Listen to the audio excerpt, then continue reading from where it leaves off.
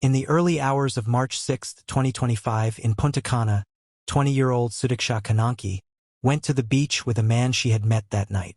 Her friends returned to the hotel, but she stayed. By morning, her belongings were left behind, and she was gone. No witnesses, no answers, just the endless questions of what really happened. Sudiksha Kohnanki, who was 20, was born in 2004 in India and raised in Chantilly, Virginia, by her parents, Subbara and Sridevi Kohnanki.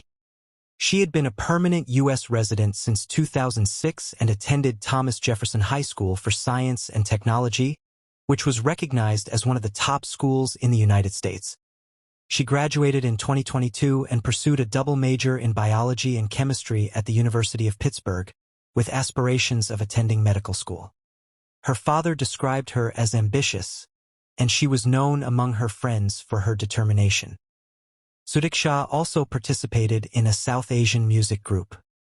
In March 2025, during her junior year, Sudiksha planned a spring break trip to Punta Cana, Dominican Republic, with 5 female friends from her university.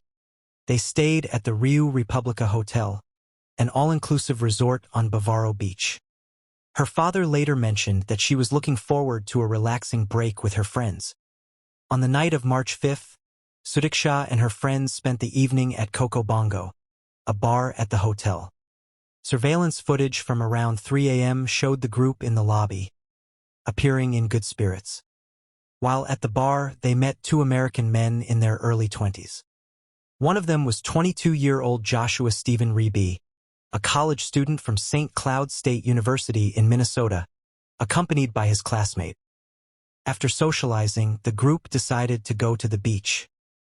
By approximately 4 a.m., Sudiksha, her 5 friends, Joshua, and his companion left for the beach. Surveillance cameras caught glimpses of the night.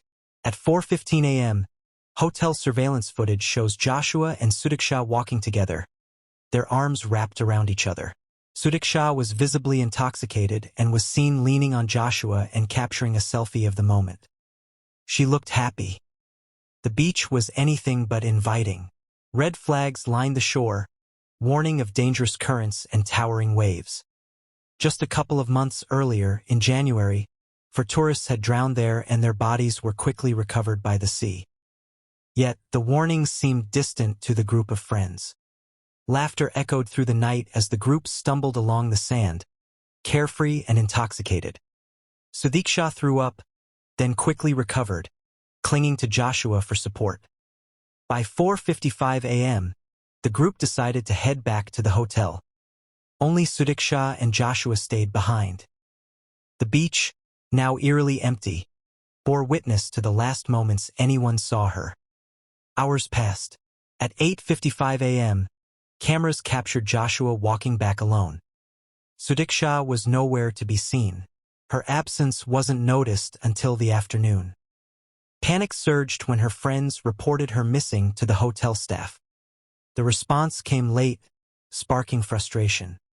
Soon, Dominican authorities launched an extensive search.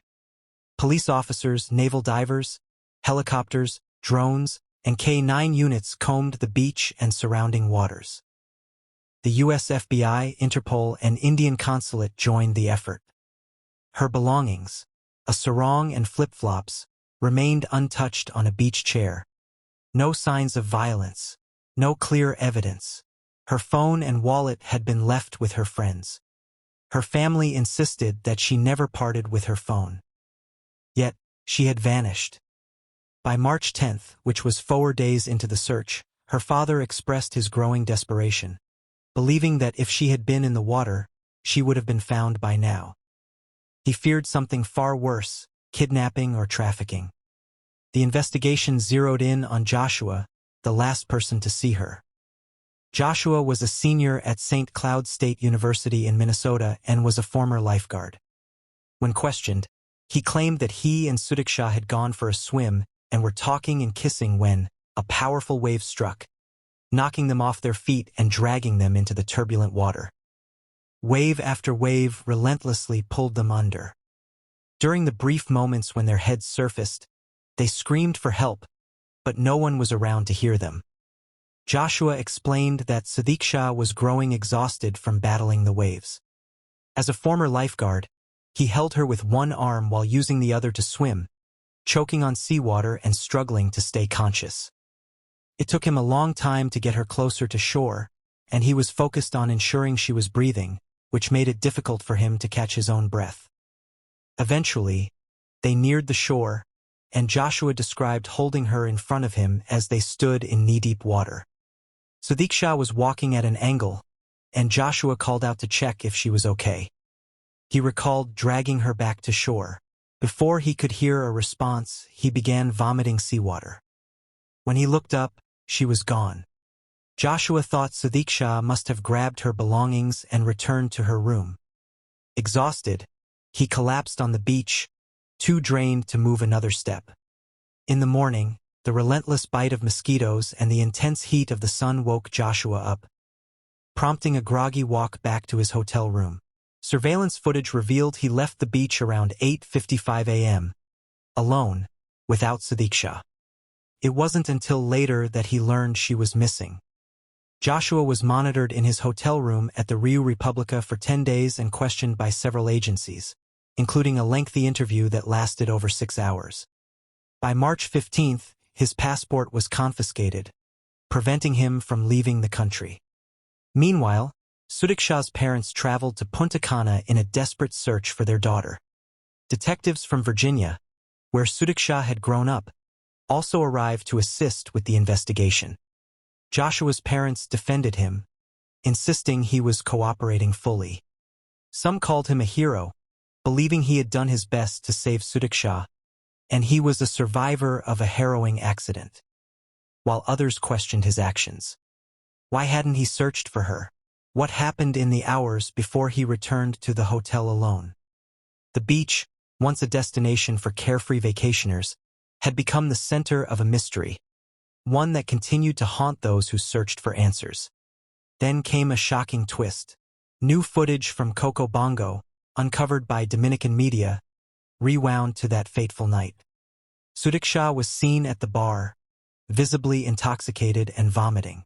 Across the room, Joshua was also struggling. 2 other men stood out in the clip, one in a white shirt and the other in black with a cap. They were acting strangely, picking up cups, sniffing them, then setting them down while staring at Sudiksha. They nudged each other, signaled the bartender, and exchanged handshakes, possibly even a flip-off. After Sudiksha's friends left the beach, these 2 men headed toward the shore, right to where Sudiksha and Joshua were. But who were they? Hotel staff? Guests? No one was saying anything. A TikTok video from a local fueled the speculation further. In it, a woman claimed her friend had gotten extremely drunk at Coco Bongo after one drink, behaving erratically with unnatural strength. She said 3 men tried to take her away, but she managed to drag her friend back home. Could it have been Rohypnol? The theory seemed to fit. Sudiksha was stumbling, and Joshua was vomiting. Could their drinks have been spiked? Then came the financial mystery rumors that surfaced online. Dominican outlets reported a wire transfer of $30,000 or $60,000 to Joshua on the same day. Was it blackmail or a payoff? At an all-inclusive resort, food and drinks were already covered. As a land surveying student, Joshua was familiar with maps and terrain. Could he have hidden her, or did someone help him? Also, a day before Sudiksha went missing, she made 2 Venmo payments. The first, at 2:54 p.m., was sent to an unidentified recipient with a sailboat emoji as the description. The second payment, at 3:38 p.m., was directed to her friend Ananya, with the note Coco Bongo, which was the nightclub. Theories exploded. While the official cause of death was drowning, Dominican Attorney General Yenny Berenice Reynoso admitted it was a possible case, but not certain. 4 tourists had drowned in January, and their bodies surfaced within 48 hours. An investigator who worked on the Natalie Holloway case dismissed the drowning theory, pointing out that her body would have likely surfaced by now. Sudiksha's father agreed, insisting that trafficking or abduction were far more likely explanations. Speculation spread like wildfire. Some claimed Joshua was lying, while others pointed to the two men at the bar as being responsible. The hotel's silence fueled suspicions. A dead tourist could hurt their business. The wire transfer added another layer of intrigue. Could it be a hush payment to cover up something more sinister? What if Joshua panicked, hit her after she drowned, and got help from someone else? Could the men from the bar, possibly hotel staff, have been involved? Some wondered if she was still alive. A significant detail was the hotel's power outage that night, from 2 a.m. to 4 a.m., forcing guests outside. Was it a mere coincidence or a calculated cover-up? By March 18th, just 12 days after her disappearance, Sudiksha's family could fight no longer, and they sent a letter to the Dominican police, formally declaring their daughter dead. They accepted that she likely drowned, aligning with Joshua's account, as no evidence of foul play had been found. They expressed their need for closure, hoping to grieve and honor her memory. Her parents also requested that Joshua be permitted to leave the Caribbean nation, believing he was not responsible for their daughter's disappearance. They also expressed that the intense international media attention had only deepened their grief, emphasizing that they still have two young children to care for, who are at a very delicate age.